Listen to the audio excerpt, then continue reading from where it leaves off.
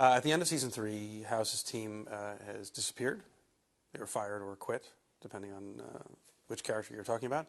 And so we start this season with House needing a new team, but not wanting a new team. I think in the first show he actually works a differential diagnosis with a janitor. I think at one point he just grabs a janitor and starts discussing. I think he even puts him in a lab coat and names him Dr. Trash Bucket or something. I don't remember. But Wilson's very intent on him getting a new team together because he feels without one he'll lose his mind, and subsequently everyone around him will lose theirs. So yeah, I spent a lot of time trying to pressure him to hire a new team, which he doesn't want to do. My stuff is truly like something from Andy Griffith. All of our stuff in that show is like Don Knotts and Andy Griffith. I am cutting. The idea for that was to kind of lay the seeds for the fact that I'm making a ransom note. Right.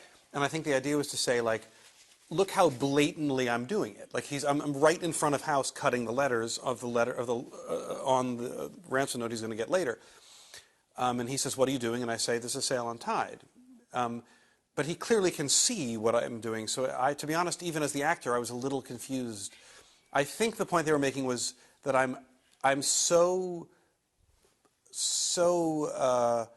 blithely without care as to whether House notices what I'm doing or not, which does play throughout the show. Like I have the paper, they open, and there are holes in it, and you know, I think I make it fairly obvious that it's me, and I never try to hide the fact that it's me, and that's sort of the game that Wilson's playing, part of the game he's playing. I think House is a really strange show.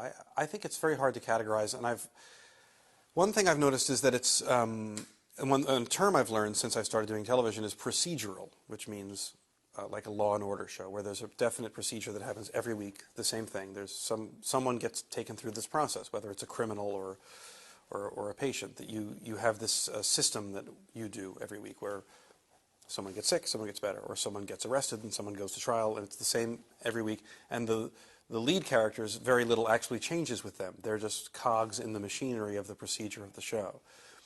And then there are character-driven shows like St. Elsewhere or James at 15 or what have you, where it really is essentially a nighttime soap opera. And people don't like to say the word, but like Grey's Anatomy, it's a nighttime soap.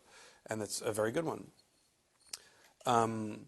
Our show is, I think, I would venture to say, the only show on television that is both. I think it's a procedural and it's also a soap, a character-driven soap opera. So I think that's why it somehow that's why it works, and I think what draws people to it.